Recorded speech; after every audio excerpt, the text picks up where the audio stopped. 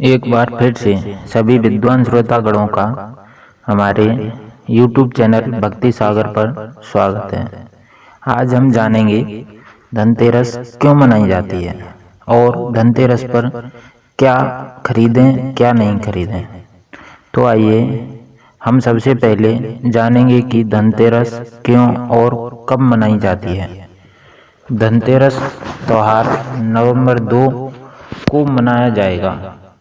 और अब जानेंगे कि धनतेरस क्यों मनाई जाती है। धन त्रयोदय के दिन भगवान धन्वंतरि का जन्म हुआ था, इसलिए इसे धनतेरस के रूप में पूजा जाता है। यह दीपावली से 2 दिन पहले आने वाला त्यौहार है। इस त्यौहार को लोग काफी धूमधाम से मनाते हैं और इस दिन सभी लोग गहनों और बर्तनों की खरीदारी करना शुभ मानते हैं। इसके बाद अब जानेंगे कि भगवान धन्वंतरि के पूजन का महत्व। शास्त्रों के अनुसार समुद्र मंथन के दौरान त्रयोदशी के दिन भगवान धन्वंतरि प्रकट हुए थे। इस दिन को धन त्रयोदशी कहा जाता है।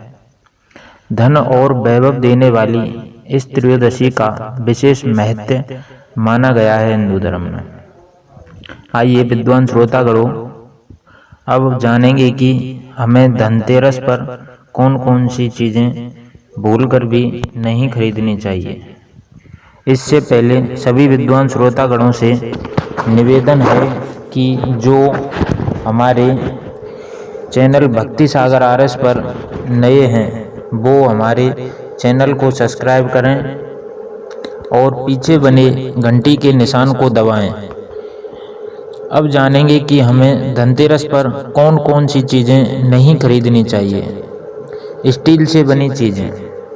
धनतेरस पर बहुत से लोग स्टील से बने बर्तन घर ले आते हैं, जबकि इन्हें खरीदने से हमें बचना चाहिए, क्योंकि स्टील शुद्ध धातु नहीं है।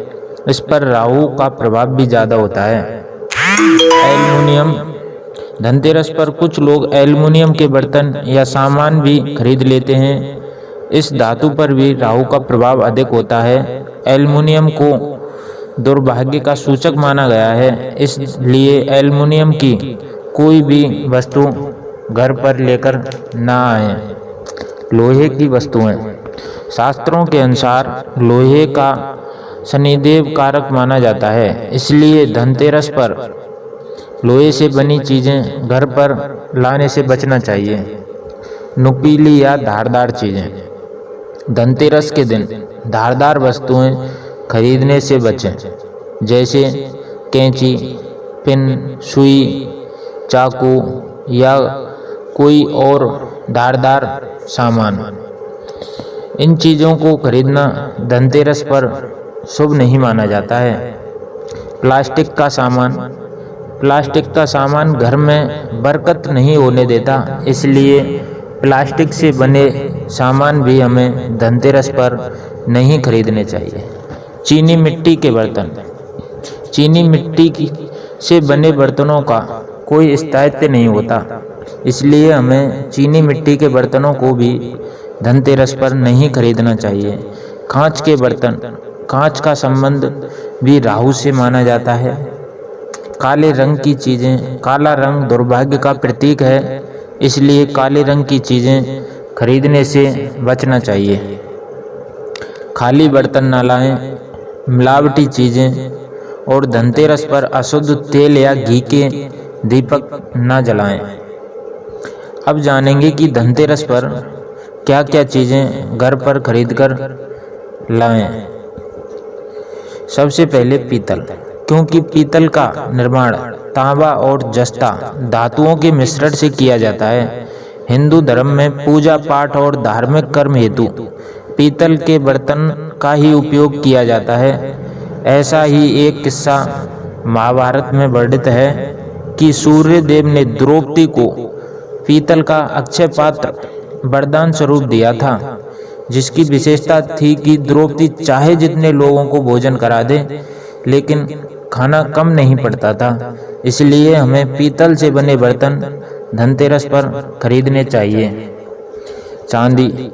धनतेरस पर चांदी से बने आभूषण या मूर्ति खरीदकर घर लाएं।